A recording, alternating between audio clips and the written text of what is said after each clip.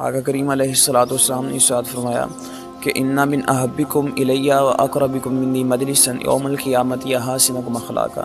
فرمایا کہ تم میں سے مجھے سب سے زیادہ محبوب اور قیامت کے دن میرے سب سے زیادہ قریب وہ ہوگا احاسنکم اخلاقا، فرمایا جس کے اخلاق اچھے ہوں گے۔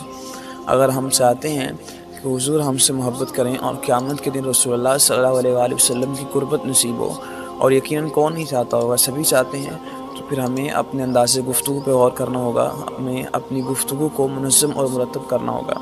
گالیاں نکالنا، فحش کوئی بیہودہ گفتگو کرنا، کسی پہ لعنت کرنا، تو یہ ایک مسلمان تو کیا ایک انسان کو بھی زیب نہیں دیتا ہے کہ اس کا یہ انداز زندگی ہو۔ یہ انسانیت کے معیار سے بگڑی ہوئی چیز ہے۔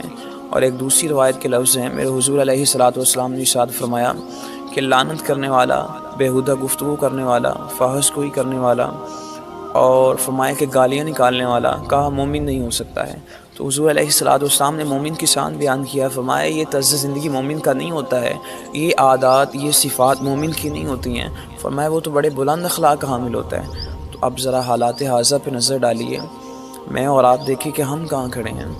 بعض کا تو ایسا ہوتا ہے کہ مدرسے کے اندر لوگ بیٹھے ہوتے ہیں تو کچھ لوگ بیہودہ گفتگو کر رہے ہوتے ہیں، لوگ ان کی باتوں پہ کہکے لگا رہے ہوتے ہیں، تو وہ اپنے لیے اس کو بڑا اعزاز سمجھتے ہیں، اور کچھ تو گالیاں نکال رہے ہوتے ہیں اور اس کو اپنے لیے جو ہے وہ کہتے ہیں کہ ہم بڑا گفتگو کا فن رکھتے ہیں۔ تو لوگوں نے تمہاری بات پہ کہکے لگا دیے، لیکن تم اللہ کی نظروں سے گر گئے۔ حضرت بایزید بستامی علیہ الرحمہ ایک دن رات کو ذکر کے لیے بیٹھے، تو ساری رات گزر گئی، آپ نے کوئی ذکر نہیں کیا۔ تو کسی نے آپ سے پوچھا حضرت آپ تو ذکر کے لیے بیٹھے تھے، عبادت کے لیے بیٹھے تھے، لیکن ساری رات گزر گئی آپ نے کوئی ذکر نہیں کیا۔ تو آپ نے فرمایا یار میں ذکر کے لیے بیٹھا تھا تو مجھے اپنے بچپن کی ایک بات یاد آئی کہ میری زبان پہ ایک لفظ آیا تھا جو نامناسب تھا، تو مجھے اپنے رب سے حیا آنے لگی، میں نے کہا میں اس زبان سے اس پاک ذات کا نام کیسے لوں۔ تو ہمیں دیکھنا چاہیے کہ ہم کہاں کھڑے ہیں۔ تو یہ زبان گالیاں نکالنے کے لیے نہیں دی گئی ہے، یہ زبان تو اللہ کے ذکر کے لیے دی گئی ہے۔ ہم اسی زبان سے گالیاں نکالیں اور پھر حضور پہ درود پڑھیں، تو یہ کس طرح کا تضاد پایا جاتا ہے۔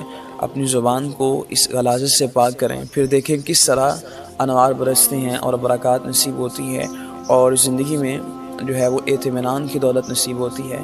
تو مجھے اور آپ کو اللہ اپنے اخلاق کو سنوارنے کی توفیق